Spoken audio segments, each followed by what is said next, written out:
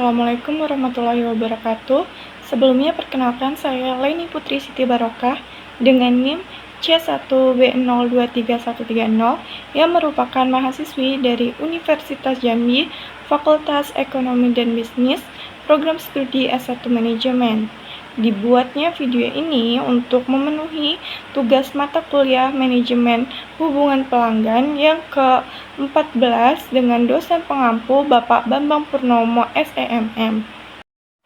Baik, tugas kali ini berisikan tentang studi kasus dengan judul Tantangan Penanganan Keluhan dan Dampaknya pada Kepuasan Pelanggan di PT Indonesia Telkom, di mana latar belakangnya PT Indonesia Telkom adalah penyedia layanan telekomunikasi yang cukup besar di Indonesia. Dalam beberapa bulan terakhir ini, perusahaan mengalami penurunan yang signifikan dalam skor kepuasan pelanggan. Analisis awalnya menunjukkan bahwa salah satu penyebab utama adalah proses penanganan keluhan pelanggan yang lambat, tidak responsif, dan seringkali tidak memberikan solusi yang memuaskan. Permasalahannya, pertama, proses penanganan keluhan yang tidak efisien, di mana pelanggan melaporkan kesulitan dalam menghubungi layanan pelanggan, waktu tunggu yang lama, dan transfer antar departemen yang berulang tanpa kejelasan solusi. Kedua, kurangnya personalisasi dalam penanganan. Keluhan seringkali ditangani secara general tanpa memahami konteks spesifik atau riwayat interaksi pelanggan. Ketiga, kurangnya komunikasi proaktif. Pelanggan jarang mendapatkan informasi perkembangan status keluhan mereka secara berkala. Lalu keempat, dampak pada retensi pelanggan. Peningkatan jumlah pelanggan yang beralih ke kompetitor mulai terlihat sebagai dampak dari ketidakpuasan ini. Berikut ini merupakan pertanyaan-pertanyaan yang diberikan untuk studi kasus ini. Pertama, identifikasi akar penyebab dari permasalahan penanganan keluhan di PT Indonesia Telkom. Gunakan alat analisis seperti fishbone diagram atau diagram isi uap jika diperlukan. Nah, ini merupakan analisis yang digunakan dengan metode fishbone diagram. Nah, berikut ini merupakan penjelasan dari diagram fishbone, di mana kategori dan akar permasalahannya. Yang pertama, informasi. Karena tidak adanya integrasi sistem, data keluhan pelanggan tersebar dan tidak terpusat, akan menyulitkan penelusuran histori keluhan. Misalnya kalender, sosial media, aplikasi itu sangat penting. Hal ini akan menghambat penyelesaian cepat karena informasi yang tidak tersentralisasi. Kemudian pelaporan terlambat. Informasi yang mengenai keluhan tidak segera diteruskan kepada pihak yang terkait akan menyebabkan keterlambatan respon. Nah, alur komunikasi yang panjang akan menyebabkan penundaan dari tindakan. Kedua, metode. Prosedur tidak jelas, tidak ada alur baku dalam penanganan keluhan sehingga penanganannya tidak konsisten.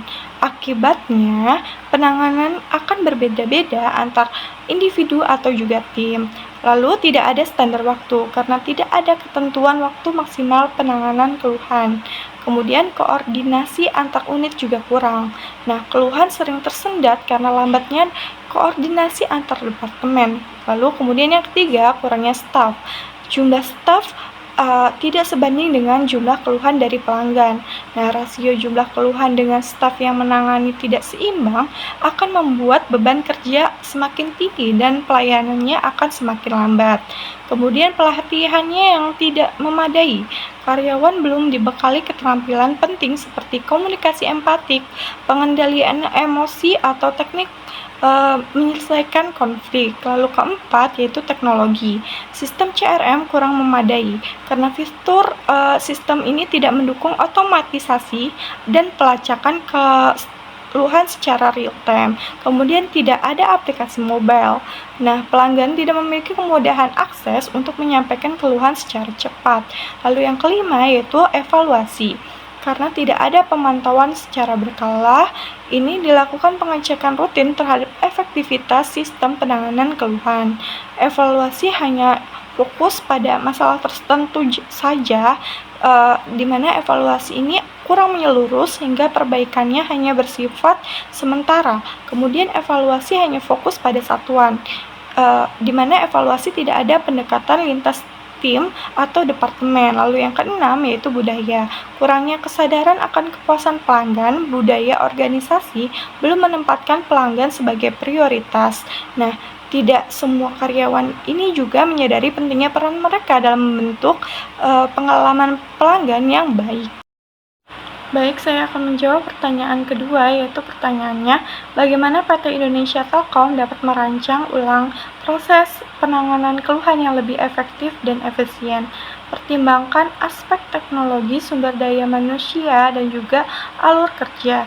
Nah, sistem penanganan keluhan yang ada saat ini belum bisa dikatakan efektif dan efisien, karena hal ini disebabkan oleh kurangnya koordinasi antar bagian serta ketidaksiapan dari sumber daya manusia dalam merespon keluhan secara profesional.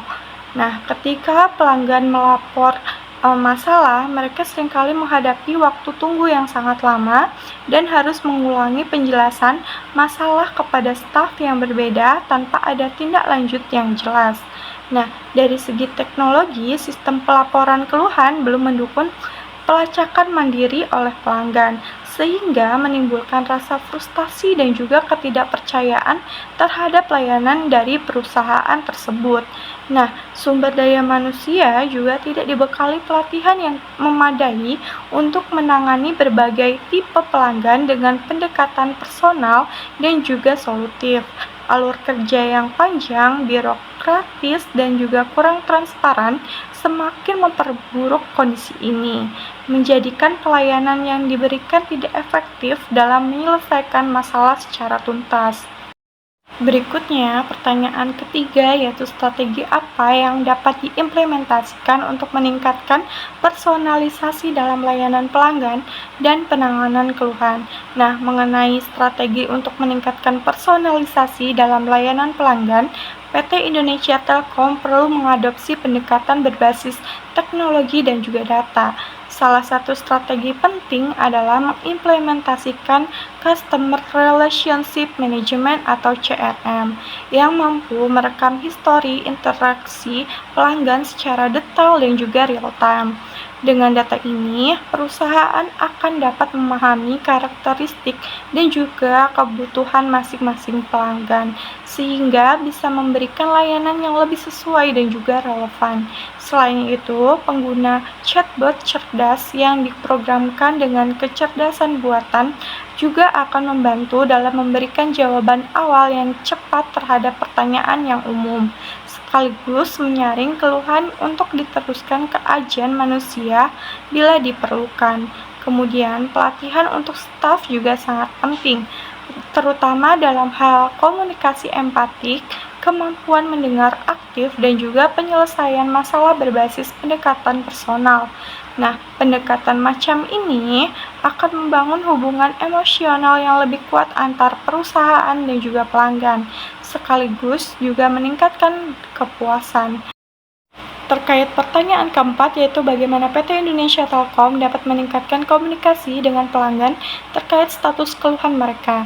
Nah, komunikasi antar perusahaan dan juga pelanggan dalam hal status keluhan ini sangat penting untuk membangun kepercayaan dan juga loyalitas. PT Indonesia Telkom dapat meningkatkan komunikasi ini dengan menyediakan fitur notifikasi otomatis melalui SMS, email, dan juga aplikasi yang menginformasikan setiap perkembangan terbaru dari status keluhan. Selain itu, menyediakan dashboard atau portal pelanggan yang memungkinkan mereka untuk melacak progres keluhan secara mandiri akan sangat membantu dalam mengurangi kecemasan pelanggan dan juga mempercepat proses pemecahan dari masalah tersebut. Integrasi sistem ini dengan agen layanan pelanggan juga penting agar pelanggan dapat mengakses informasi yang konsisten dan tidak perlu mengulangi keluhan dari awal setiap kali menghubungi perusahaan. Lalu, transparansi dan konsistensi dalam komunikasi akan membantu atau membuat pelanggan merasa dihargai dan juga diprioritaskan. Untuk pertanyaan kelima, metrik apa saja yang relevan untuk mengukur keberhasilan implementasi perbaikan dalam manajemen jaringan pelanggan dan penanganan keluhan? Nah, mengenai metrik keberhasilan implementasi perbaikan, ada beberapa indikator penting yang bisa digunakan. Nah, metrik pertama adalah Customer Satisfaction Score atau CSAT, yang secara langsung mengukur kepuasan pelanggan terhadap layanan yang mereka terima. Kemudian Net Promoter Score atau NPS juga penting karena menunjukkan sejauh mana pelanggan bersedia merekomendasikan layanan tersebut kepada orang lain. Selain itu, First Call Resolution atau SCR menjadi indikator seberapa sering masalah pelanggan bisa diselesaikan dalam satu kali kontak. Nah, ia menandakan efisiensi dan juga efektivitas dari pelayanan, waktu rata-rata penanganan keluhan, waktu respon awal, serta penurunan tingkat crunch atau pelanggan yang berhenti secara berlangganan juga merupakan metrik penting untuk menunjukkan keberhasilan implementasi sistem baru. Nah, jumlah keluhan berulang dari pelanggan yang sama bisa menjadi indikator ketidakberhasilan dalam menyelesaikan masalah secara tuntas. Nah, oleh karena itu juga perlu dimonitorkan. Terakhir, menjawab pertanyaan ke-6, yaitu rekomendasi solusi jangka panjang untuk membangun hubungan pelanggan yang lebih kuat dan meningkatkan loyalitas. Nah, mengenai solusi jangka panjang untuk membangun hubungan pelanggan yang kuat dan meningkatkan loyalitas, PT Indonesia Telkom perlu melakukan transformasi digital dalam sistem layanan pelanggan. Nah, ini meliputi pembangunan platform pelayanan terintegrasi yang mampu menghubungkan berbagai kanal komunikasi seperti telepon, email, media sosial, dan live chat ke dalam satu sistem pusat. Selain itu, perlu ada komitmen dari manajemen tertinggi untuk menciptakan budaya perusahaan yang benar-benar berorientasi pada pelanggan, di mana setiap bagian dari organisasi memiliki tanggung jawab dalam menciptakan pengalaman pelanggan yang positif. Kemudian, evaluasi berkala, pengumpulan feedback secara aktif, serta inovasi berkelanjutan dalam layanan juga harus dilakukan untuk menjawab kebutuhan dari pelanggan yang terus berkembang.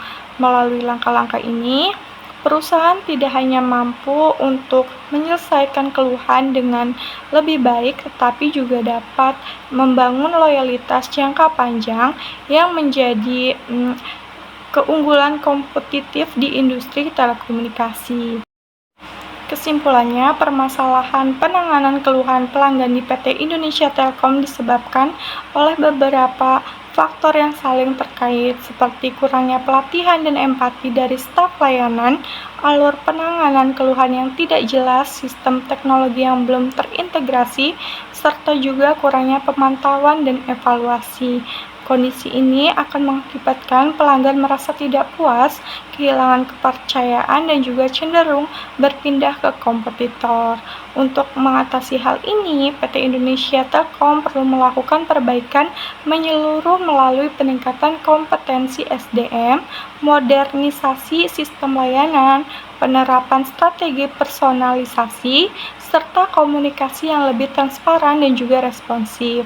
Dengan pendekatan jangka panjang yang berfokus pada kepuasan dan loyalitas dari pelanggan, perusahaan dapat membangun hubungan yang lebih kuat dan keberlanjutan dengan pelanggan.